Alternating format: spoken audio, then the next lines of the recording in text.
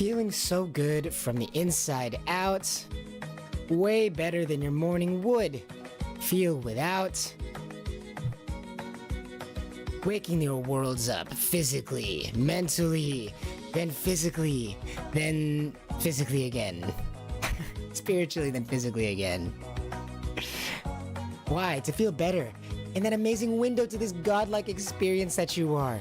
Objectively. How? With the help of your only no-nonsense podcast. Through your best feeling network. It's called Pal Go On. Good morning.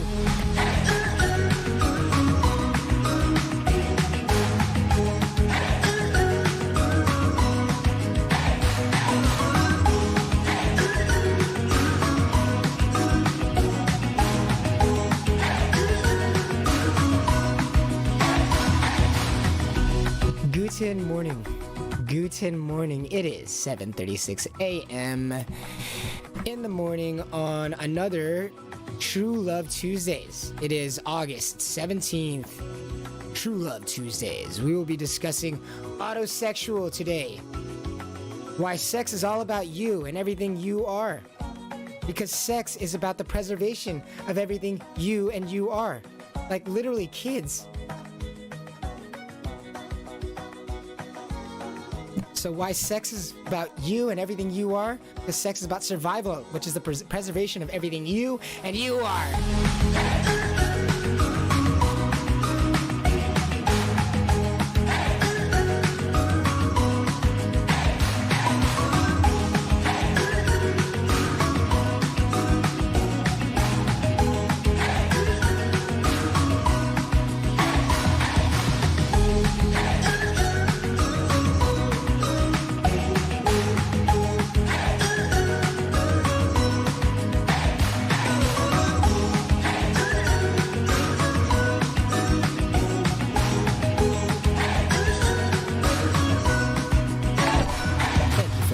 Herbie like. Welcome back, everybody. I hope you have been able to feel the weight of the body down the front of the spine and into the rainbow arches at all of the times where it is your body and its weight is properly designed to feel so good so that we can focus and hone our minds. I hope you're feeling so great out there. My name is Herbie. Welcome to another True Love Tuesday on Pal Go On. Bye bye bye. Yeah. What are we here about? Usually making us feel pretty good in the mornings because mornings can be pretty stressful, especially as the world goes crazy. And so we're doing some guided breathing today because who doesn't like a little bit of guided breathing to feel so good from the inside out? How do we feel so good from the inside out? Well, if you would, please, for a second, please pretend with me that there is a candle, a lit candle flickering about 2-3 inches from your mouth, right in front of your mouth. There's a lit candle in front of your mouth. Flickering there that you're trying to not put out. Just pretend with me that there's a candle in front of the lips that you're trying to not put out, and to leave your swallowing muscles alone while you just observe your sense of self and how that's happening.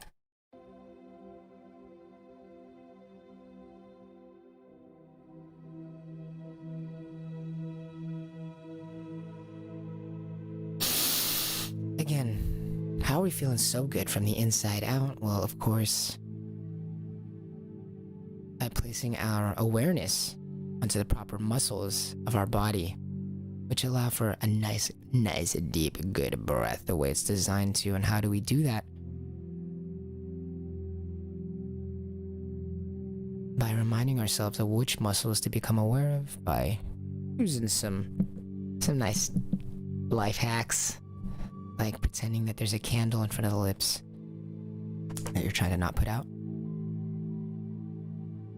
And to leave your swallowing muscles alone. Don't think about breathing too much. Don't think about exhaling or inhaling or anything like that. Just imagine the candle that you're trying to not put out that's in front of the lips. Leave your swallowing muscles alone, your swallowing muscles alone.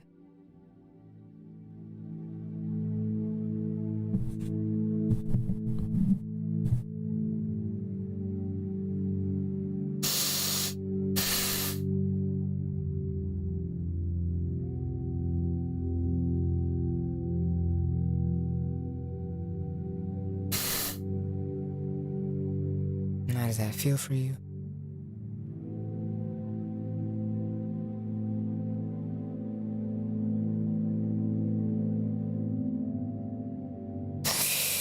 Wherever you are, whenever you are, wherever you are, whether you are here joining us right now in the morning or you are there in the future watching from a VOD, whatever you are doing, I hope you are having a fantastic day.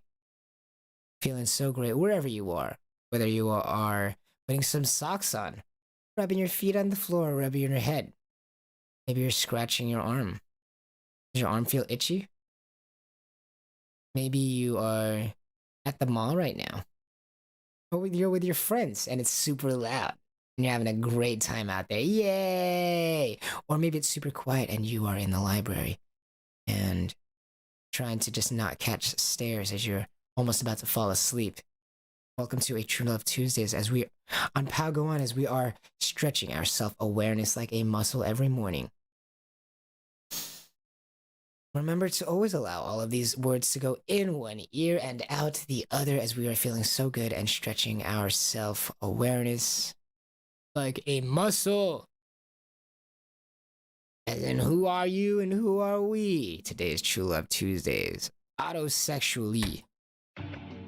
Why sex is about you and everything you are.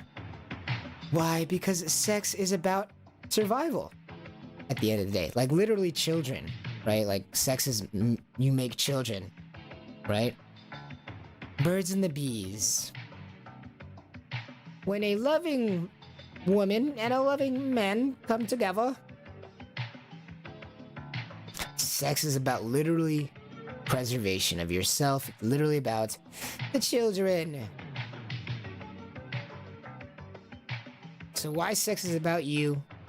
Well, because sex is about survival. Right? The preservation, the continuation of everything that you and you are. This sex thing, right? So, if it's about the survival of you, or if sex is about survival, and the survival of who? Survival of you and everything you are, then is there any wonder why sex seemingly can be related to everything? Is there any wonder why sex sells?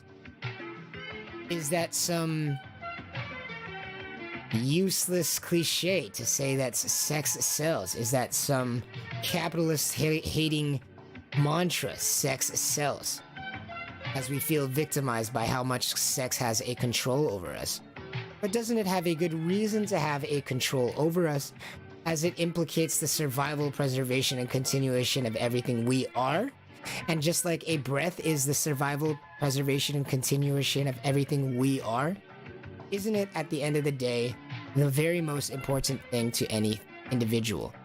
The survival of oneself is, of course, the most important thing. First and foremost, before friends, before family, before food, before life. No, there is nothing before life. As in, survival for the emotional state, for the self, is always going to take highest priority. Why? Because without the self, you cannot even help. Presumably, you cannot even help the things that you care about. So, of course, for the experience of things that we want, and for the continuation of things that we want to do, we first must survive. So is there any wonder why survival sells, aka sex sells? How is survival sex how is survival sex, and how is sex survival if whenever we see sex selling, it's always about curves, moistness, phallic objects, sweaty people, moans? How are all of these associated with survival? Well, all of those are associated with sex, first of all. But why are we using this circular logic now? Let's break out of that circular logic. What is the thing that is selling? Why curves on a woman? Why phallic objects on dudes? Does that even sell? Why sweaty dudes? Why big buff dudes? Why curvy, curvaceous, feminine looking women? Because at the end of the day, sex is about survival, which means the preservation of thyself. Ooh, baby, which means everything, which means the kids, right? So what is good for bearing kids? Curves, because it reduces the chances of the woman going through complications in birth. Makes it easier to birth more children. Makes it easier to birth more children without complications. Why does smelly, sweaty men sell? What does that have to do with everything about you if you are not a man? How is that selling survival to you if you are a woman and they're showing a buff man who is sweaty and stinky and looks like he just spent 40 hours working? Why would that sell for a woman? Besides the sex value, if it's all about you and survival. Well, because a big sweaty buff man implies working hard, which implies survival of everything you and you are. As in protection for your kids, protection for you. Somebody who can get themselves out of bed, will themselves the energy, or allow their bodies to allow themselves the energy to get out of bed to do work, because this provides energy towards creating shelter, towards gathering food, towards defending against predators. Why would soft women who are not sweating, presumably fair-skinned, presumably blah blah blah, presumably such and such amount of hair, why is that selling if it's just about survival? How does that help a man survive? How does that help a man? Why would a man want to buy products that are sold using this? Well, because sex is about the preservation of everything you are, right? So how is a man going to procure children in the first place if when he's popping out babies, if the woman that he's with is either one, harming the baby by engaging in too much physical activity, which would imply if she's doing all the sweatiness and she's doing all the hard workiness, then how's the man going to preserve the rest of his kind if his partner in crime, the one that's supposed to be helping him make this preservation of himself,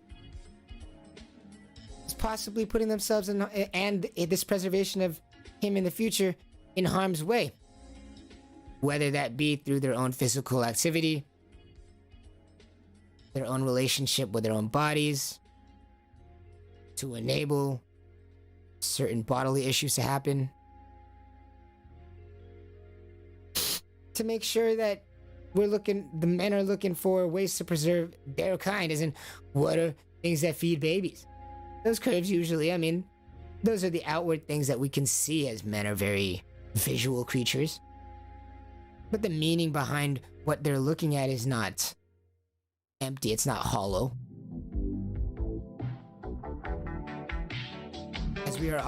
As sex itself is the means for survival, the preservation of everything you and you are. Just like a breath. So of course it sells.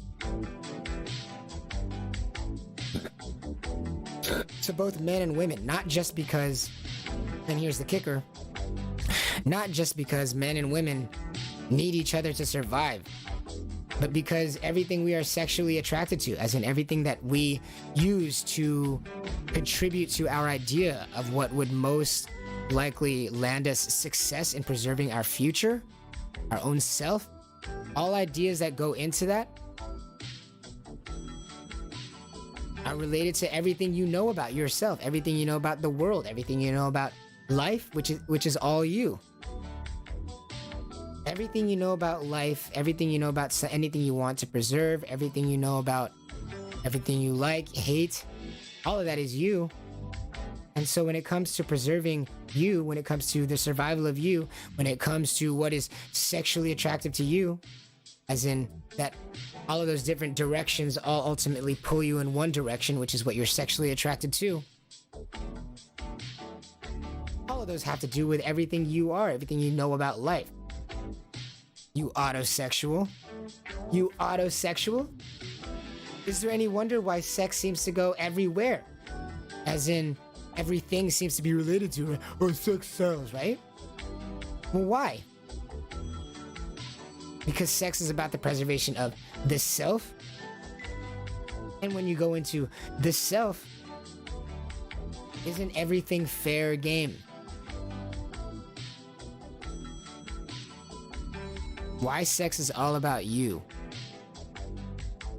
Because you construct your worlds. You construct the ideas of the world.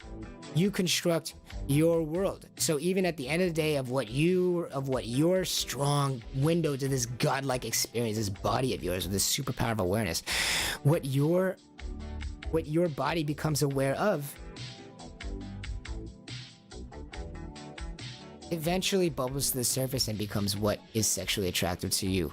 We'll be right back to discuss more about why. Is there any reason why everything seems so sex-related? So if that's the case, then why? Then why are some things perverted and some things are not? Why are some things perverted and some things are not?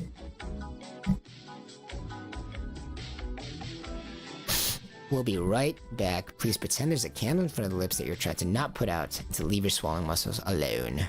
To observe your sense of self, and we'll be right back.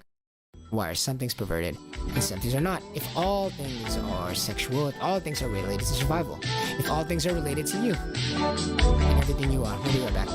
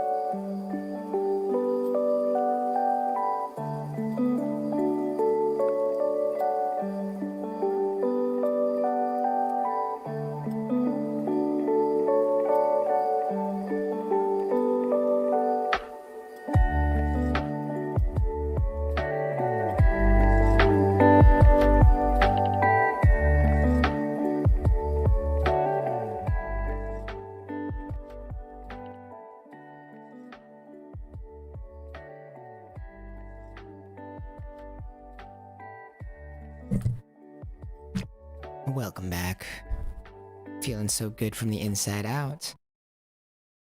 Why? And how? Objectively. Well, why wouldn't you want to feel better? And how do you feel objectively? Well, isn't your body an object? Are we placing our body into the proper weight-bearing portions of itself to feel so good? To feel so good from the inside out. Why? Because when you feel good, you think good. And when you think good, you do good. I'd like to invite you before we move forward to please always pretend with me that there's a candle in front of the lips that you're trying to not put out. Whatever you were doing, you know, casually just allow these words to enter one ear, not the other. Please, I invite you to pretend there's a candle in front of the lips with me. Just your own little candle in front of your lips that you're trying to not put out. And to leave your swallowing muscles alone while you observe your sense of self as this happens.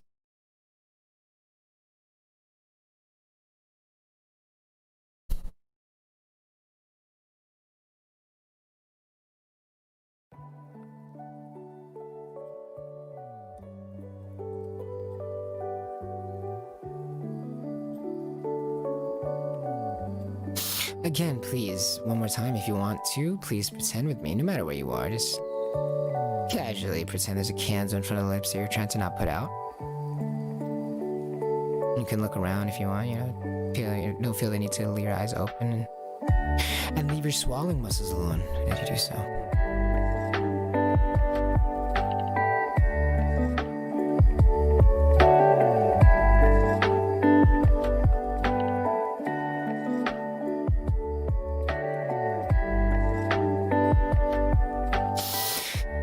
Feel for you.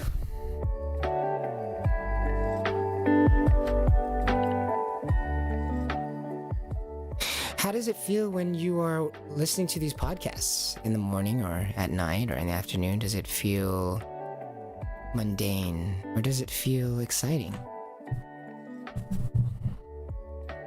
When you think about going to bed at night, does it feel like an essay that you have to write? Or does it feel like a task you know how to do?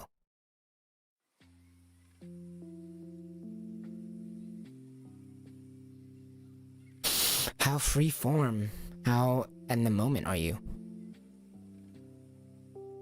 As we're stretching our self-awareness like a muscle every morning, noon and night, wherever you are, wherever you might be. Today is True Love Tuesdays. Before we went on our break, we asked, why are some things perverted and other things are not? If everything is sex related, as sex is ultimately about survival, which means death, the survival of whom? You, right? Ultimately you and everything you are. It's not just nobody, but sex is about the survival of you and everything you are.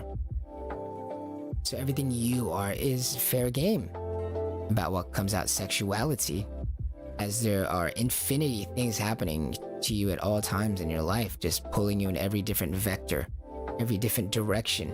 But your body can only go in one direction. It's only going to be sexually turned on in this moment by one thing, by one idea at a time. So ultimately, the direction that ends up winning, just like all things, is always about the self, is always about you. What you consider to be survival related, what you consider to be preservation of you, what bothers you in life, what plagues you in life. What do you think you can solve? How do you think you can solve these problems in your life? With the help of somebody else who makes you feel a certain way, and that implies a certain meaning when you have children with them. What do you see in life? What plagues you at night? What keeps your mind struggling?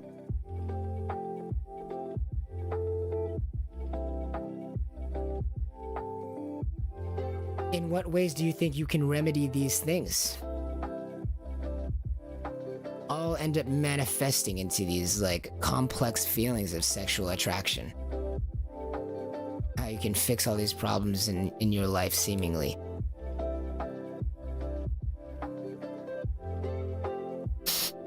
So why are some things perverted and other things are not, if it appears that everything is, when it comes to sex and survival, everything is on the table, considering the fact that it is considering the preservation and the solution towards all things that are problems in your life. Struggles that you've experienced in life that you wish to overcome and fix in the future for yourself and the future generations. All unconsciously coming out through your sexual attraction. So why are some things perverted and other things are not? Well, like most things, like all things, it's about the meaning from the inside out.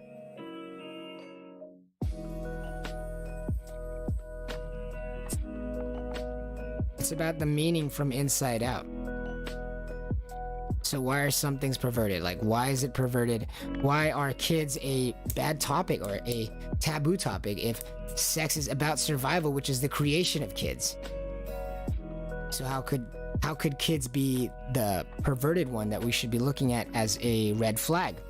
Well, because when we are including them in a conversation, children don't have free will. They don't have the ability to consent because they don't have the mental faculties to understand the consequences, to understand the repercussions of involving the self with the mechanic that is involved with survival, which is the most powerful impetus for human beings, which means that it is most drug-like, as it addicts people to the idea of survival, which is the most important.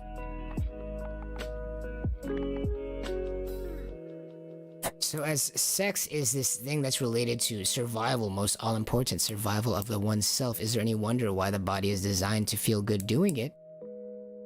To find pleasure in doing it, because it just so happens to be the thing that is most important for the human race, for your self-preservation. Although so are other things, right? Food, water, breathing. But this is like that oh crap button. So it's the ultimate one. Ultimate preserver. Not minute to minute like breathing is, but the one that we associate to be the most high, the biggest high. So why is it perverted to involve kids with that? Well, because they don't have consent to understand highs. They don't have the faculties of reason to establish free will for themselves using these understandings of the rules of the body, of like what highs do to the body, to understand what highs might do to the self, what highs might do to other people involved, which is never a safe thing. Let alone kids shouldn't be thinking about survival. They shouldn't be thinking about death, but rather life loving from the get-go. Ideas of the death of the self, as we know through science, develops later in life.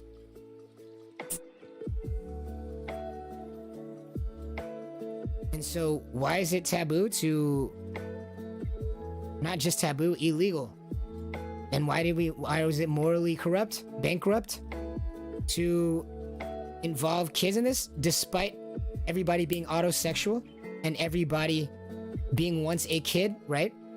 So why is it morally bankrupt to involve kids? Because like everything, it's the meaning of it, the inside out.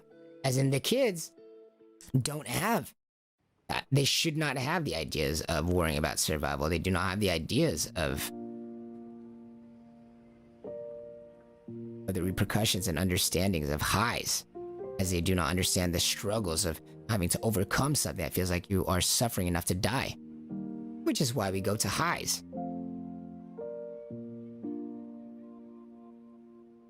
So now that we get why, what is sex drive? Now that we get why some things are taboo, as in what's the meaning behind all of it, like all things, right? So now that we get that why some things are morally bankrupt when it comes to sex, despite the fact that everything being related to sex, right? Like how nothing is off the table when it comes to what is sexually engaging for a human being, because sexuality has to do with the survival of all things you are. So now that we understand why some things can still be morally bankrupt despite everything being related to sex, well, so what exactly is sex drive? So why do some things pull you and some things don't pull you? Well, since sex is everything you are, as in everything you think about, your dislikes, what worries you, because what worries you is going to, and what you dislike is going to push you towards other things, right? It's not just what you like, but it's also what you can't stand, as it pushes you, as both of those contribute to the ultimate direction in which you go. Sex drive is everything you are because everything you know is everything you are. Everything you know is you. Why do you like this thing? Well, that's you again. Well, I want a family. Well, that's you again. Well, I like men who treat people a certain way. I like men who open doors and place down mats. Yeah, that's something for you. That is something you are. That is a part of you. That is what you are, right? Oh, I like women who specifically boss me around, right? That, again, that's a you, right? So everything, where did that come from? Is that maybe some deep-seated, some story that has to do with some issue that you see in mankind? Perhaps a lack of women standing up for themselves, so you like to see yourself being bossed around by one or something. We have these problems that concern us with our lives, and they end up being fascination and obsessions with us as we want to solve problems for ourselves in the future and also preserve everything we are and everything we love. So we find people who agree with that. We find energies that agree with that, or show some semblance of helping us towards gaining our goal. Everything we are, everything we're concerned about goes towards this idea of who we are sexually attracted to, what we are sexually attracted to, what actions do we see lacking in our own lives end up being things that we associate and obsess over with when it comes to sex.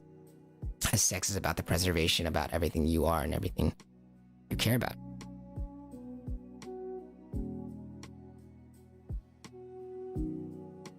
So we should have no shame in this sex stuff, right? Because it's just who we are. As in, it's just about our survival. It's about our willingness, our energy, and where it goes to feeling like we can overcome sadness, depression, this feeling right now, this feeling of trappedness, this feeling of lack of oneself, lack of knowing the self, lack of feeling like the self. We try to, understandably so, fix through sex. But ultimately it's us and what we desire, what we consider problems in the world. But we're all the same, so we end up seeing a lot of the same problems. So we shouldn't have any shame, right? If that's just all us. If all of us are like that, that's all of our conditions. We're just dealing with it, right? We might not be so happy about what we see, but we should have no shame about what we see. Just observe and find reason for why it is, just to explain it, not to blame it. Because it is everything we are. It is just the nature of it, and we couldn't help that. The only thing wrong we can do is have shame about it, as that expresses that we have the wrong idea, that we have more control over than what we think we have. But we don't have that much control as we are living in this crazy experience, right? 3D experience. So having shame about it is about the only bad thing you can do, simply because having shame about it expresses the wrong kind of understanding of what a human being is, in that you have too much control. But having no shame about it implies that you understand that you don't have as much control as you think you do, but you can only observe and find understanding and fix your awareness. So we should have no shame. How does that resonate with you? We'll be right back. We should have no shame about our sexualities, but just observe and find the reasons. We'll be right back.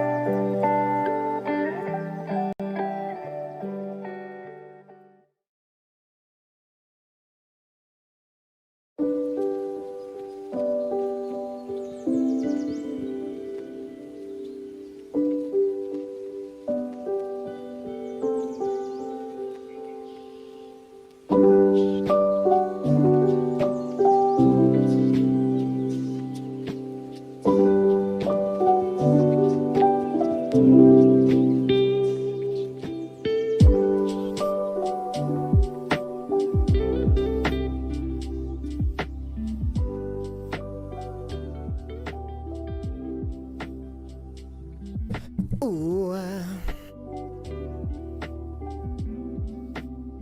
Having no shame about sexuality in any way that might manifest in you. Having no shame about it. How does that resonate with you? The idea. Does that sound like a possible idea? To not have shame about your sexuality. Your desire for it, your desire for the weird stuff, or your desire for the normal stuff.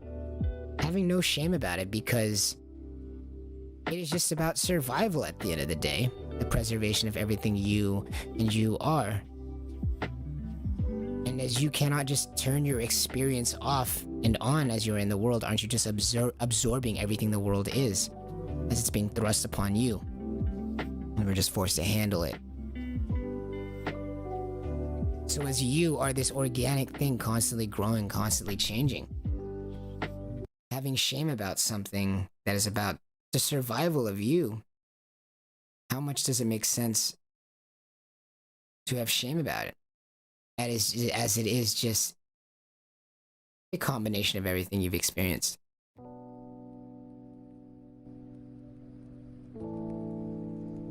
It seems like having shame about it says that you think the wrong thing about humans. Not just about other people, but most importantly yourself. In that thinking that you have too much control over some things. And that you are the one controlling even that sexuality part. And we already attach too much importance to this sex stuff in the first place. As you know.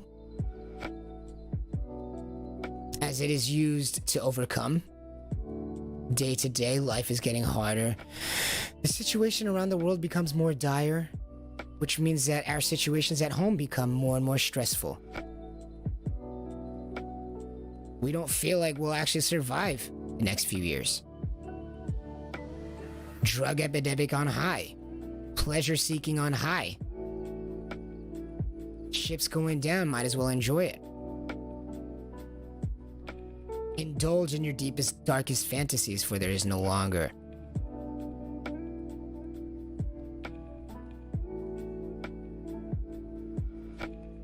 So as the world right now is going that way, isn't it understandable that we search for some kind of release, some kind of relief from all of it? And isn't it convenient that there's one right in front of us that seems so easily used and abused? The sex thing. So as it's concerned with survival, is there any wonder why it gets such a sensitive topic?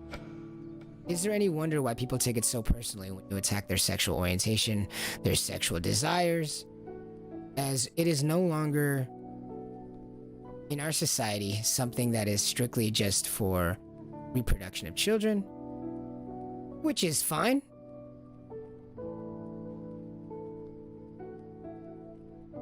But it becomes about the survival and overcoming of emotional pain and trauma day to day, which is about survival. Our bodies view this as survival. How am I feeling emotionally grounds your feeling of survivability. Your feeling of emotions ground your feelings of survivability. If you are emotionally distraught, you are not feeling like you can overcome this moment, which means surviving this moment. So if you attack my sexual desires, you are attacking my ability to survive. Get out of here. That is the implication these days. However, what we're finding out is that sex is not the only way to get that nice breath that helps you overcome, that helps you feel so good in the body from the inside out. What do you mean, Herbie? Sex is not from the inside out. Somebody else is applying sex to my body. Yes, but your body is the one feeling it still. Your body is still the one transmitting the nerves, or transmitting the signals through the nerves to your brain. Your body at the end of the day is telling your experience that this is happening. As it's happening to your body, and it's informing your inside world of what's happening. in this physical body of yours. So as we have this sex tag being done to you, and you understand, how can it be that it's happening from the inside out? Well, it's happening from the inside out. As in it's helping you feel like you can overcome as that breath changes. The breath is a little bit different when that happens. And how do you elicit that without the proper touchings and the proper usage of one's certain body?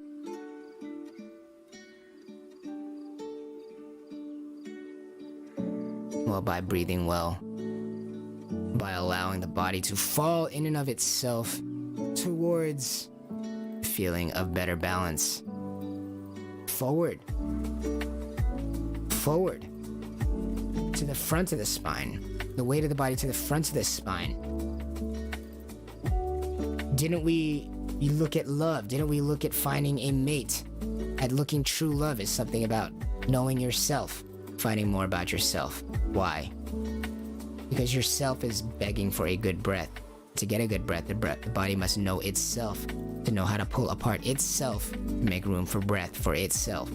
How can you pull apart your body to make room for air for itself if it doesn't know itself? How do you open a bottle if you don't know where the lid is and how the lid is functioning? How do you get a better breath to overcome every moment? You know the self. Is there any wonder why love is often associated with finding someone who's matched to you, someone who fits your puzzle piece, right? Someone who matches yourself, someone who looks like or reminds you of yourself, someone who reminds you how to be and makes you feel like more of yourself. What is that yourself thing? Possibly the version of you that was yourself before it thought about death, before it thought about the fear of preserving yourself, before it thought about the fear of, oh my gosh, I might not preserve myself, before it had the fear of, who am I? Oh, I must be someone to protect. This fear, this death-fearing mentality that is born within us when we start to discover more about who we are and what we are and the fact that we can expire. It grows a death-fearing version of you. And is that version you? Or is that somebody who is trying to abide by rules to survive long enough so the life-loving version of you can come out? Which one is really you? The one living a life limited by rules, or the one living a life expanded by freedom of choice? So when we find someone who makes us feel like they allow us for freedom of choice and not to live within the limits and bounds of a death-fearing life world, as in everything is just to avoid imbalance as opposed to seeking balance, is there any wonder why we look for somebody who makes us feel like ourselves?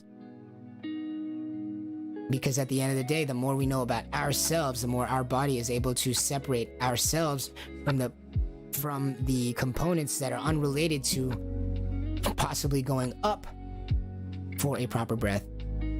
Make that thing go down. If you're trying to put weight into the back, the spine as you're breathing, if your body knows more about itself, it will naturally place more weight of the body into the front of the spine where it wants to.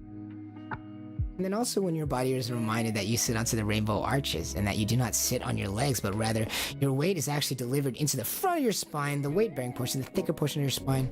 Not the one that, like, people always tell us to put your back on the wall, right? Like, you would think that your back is over there, placing the weight back there. Society doing it again to you, but it's actually in the front. This is the weight of the body in the front. And then it's actually bowing out into these rainbow arches and not into this tailbone, this singular tailbone. So your weight is actually distributed halfway. Not even when it gets to your tailbone, but above that, it already splits into like an arch, a bridge into these seat bones. So knowing yourself, everything you are, does that make you feel better? How does that feel for you? As you feel those rainbow arches. So knowing more about yourself, does that feel so good? And are we always searching for someone who makes us feel like ourselves when we are trying to search for that eternal physical love thing, you know? Knowing more about yourself to feel so good from the inside out.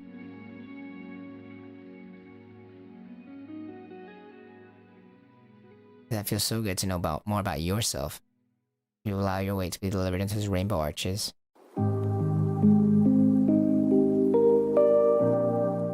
Remember, you do not sit on your legs. How does that resonate with you? You're looking for this sex thing because usually you find someone who matches with you, makes you, when you engage with this feeling, it allows you to get a breath. Difficult to get at other times in life. Why? Because we were taught to use especially that bottom area so incorrectly. But how does it feel for you? Switching from delivering the weight from the tailbone to these rainbow arches which bow out from these are structures in the pelvis bone, delivering weight from the body, from the front of the spine, all the way from the top of the spine all the way down to the front of the bottom of the spine, and before the tailbone delivers weight, boom, bows out into those rainbow arches. How does that feel for you? Knowing more about yourself to feel better in that body of yours, feeling more of yourself to feel good and to feel a better breath, is that important to you?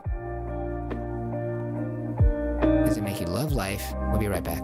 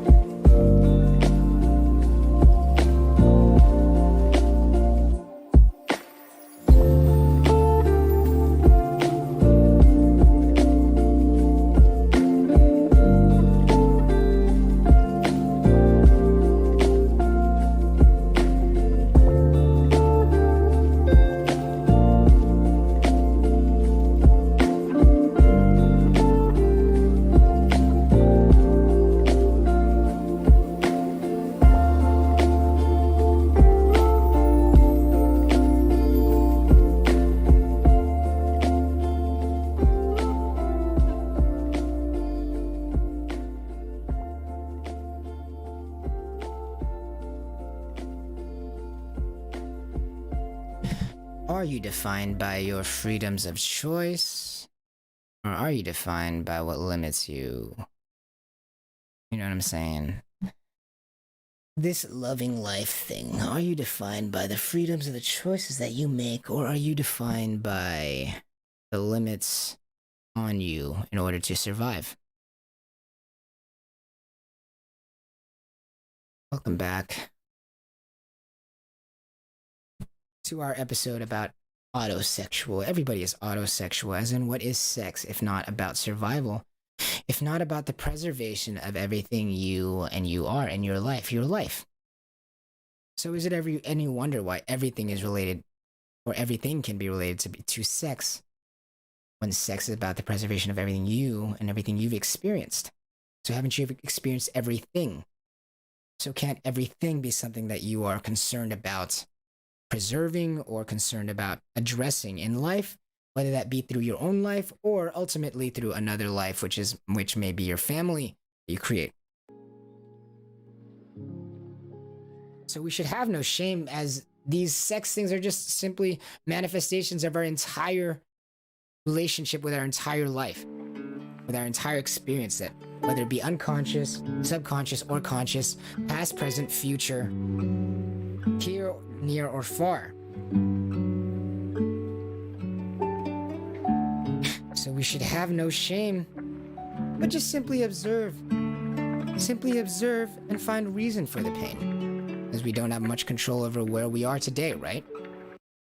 Nobody's in charge of where they are today, but you, or how they got there today, or no one's in charge of how you got to that crappy situation in which you find yourself in when you finally just like, whoa, this is crazy. But you are in charge of how you deal with it. You are not responsible for the life that you got plopped into. Bloop. No one gets to decide how they're born.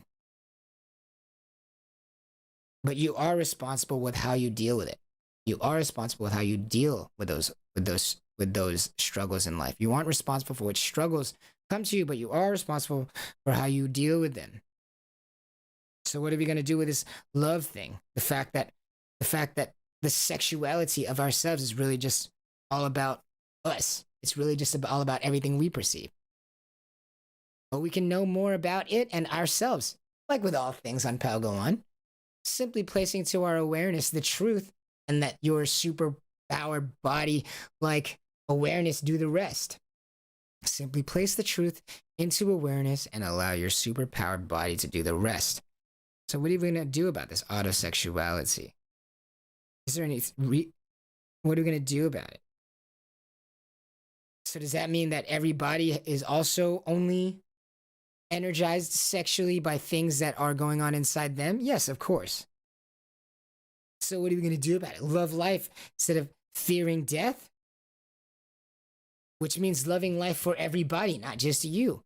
And so what is this sex thing if not just to overcome? Overcome what? Suffering in our lives. So that we can eventually love life, right? But what if we can love life right now? What could we do to help people right now, to love life right now? Well, aren't we all trying to overcome and feel so good from the inside out right now? Isn't that what we use this sex thing for? So if you would, please pretend with me that there's a candle in front of the lips that you're trying to not put out.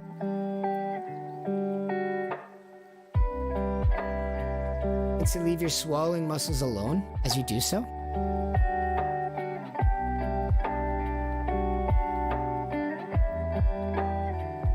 How do we feel so good from the inside out? How do we stretch our self-awareness like a muscle and help the world? Our world, most importantly, as we are everything, right? We give them an option. Are you defined by your limits? Are you defined by what limits you in order to survive, or are you defined by your freedoms of choices that you make? How do we allow people more freedom of choice on this True Love Tuesday? How do we love each other deeper on this True Love Tuesday, as we are finding out we are all autosexual, as in we all only know ourselves, so we can only be sexually attracted to things that are ourselves? Well, aren't we all male and female then? Because don't we all experience male and female things?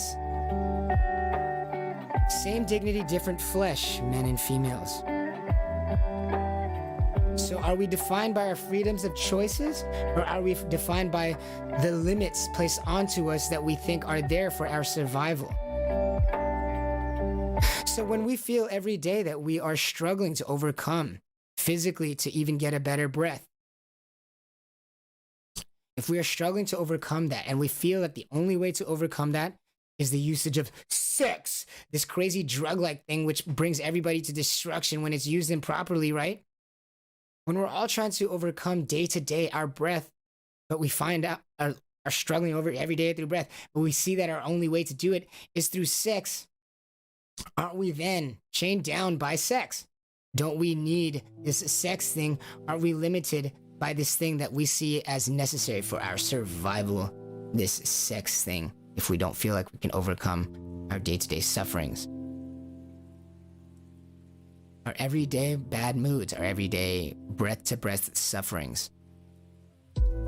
What physical way do we have that we think that will solve this day-to-day suffering, this minute-to-minute suffering? What physical faculty do we have? We have this sex thing, as it helps us feel more like ourselves. It helps us feel more parts of our body, even if only temporarily.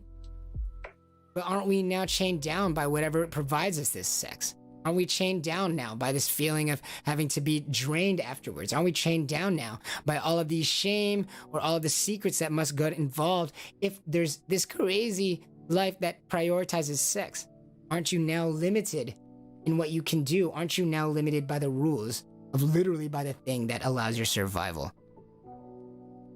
Just because you're trying to overcome every day, just because you're trying to overcome every improper breath to the next improper breath. But what if we got the proper breaths? Could we not introduce some freedom again?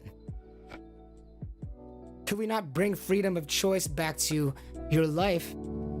Should we not be slaves to this sex thing, which is understandably what we used to overcome? This sex thing, understandably, we use it to overcome suffering in our lives. Again, this sex thing, it's understandable we use it to overcome suffering in our lives, as we have physical suffering that is completely ignored by the world right now, as everything is just like data. We have physical suffering. Oh, it's not on data, then you're not physically suffering.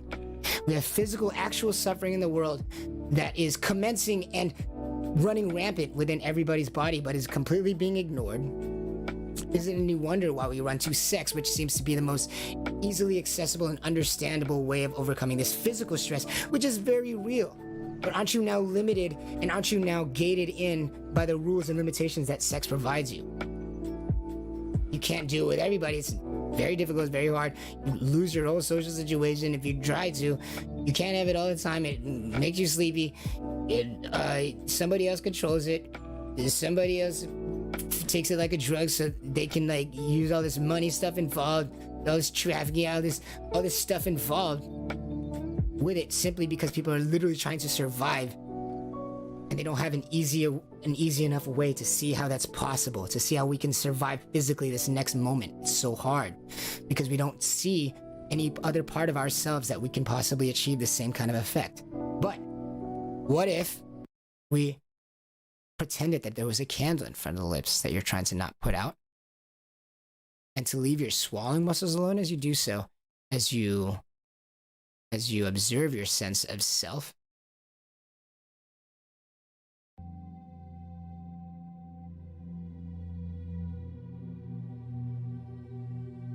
Again, as you pretend that there's a candle in front of the lips that you're trying to not put out, and to leave your swallowing muscles alone as you do so. Observe your sense of self.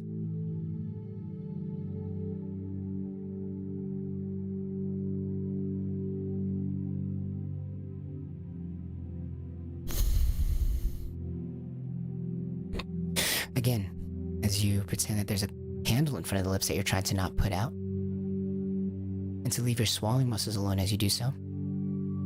Observing your sense of self.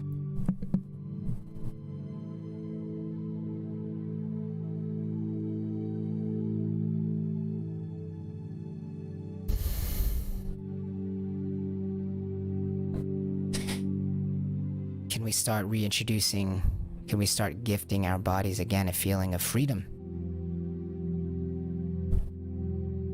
Freedom from what we felt slave to in order to survive? Are we not introduced to freedom of choice when we're not worried about surviving anymore? When we feel like our survival is secure? As what's sex all about? It's always about survival. But what if we felt survival? What if we felt our survival was secure? From minute to minute. Did you know you die every 5 minutes? But that timer is reset with every breath you take?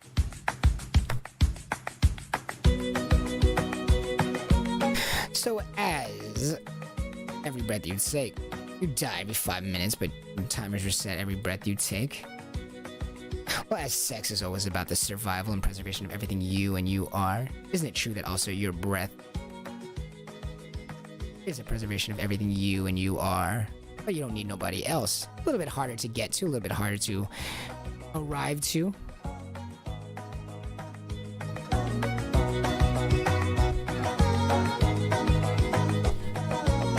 But doesn't it feel so good to know that breathing, survival, let's go.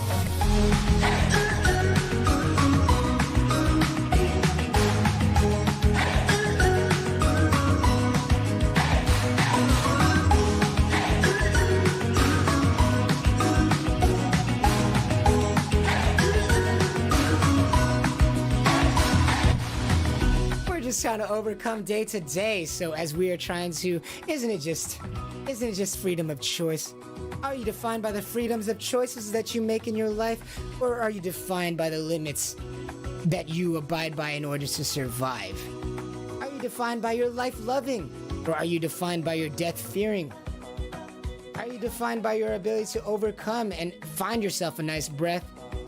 Or are you defined by what you do because you can't get that nice breath? You can't feel like you overcome. Please pretend with me that there's a candle in front of the lips that you're trying to not put out. And we'll see you tomorrow. My name is Herbie, and this is Pago On. Thank you for another Chill on Tuesday. Thank you for tuning on today. Have a great day, everyone. We'll see you tomorrow on Warfare Wednesday.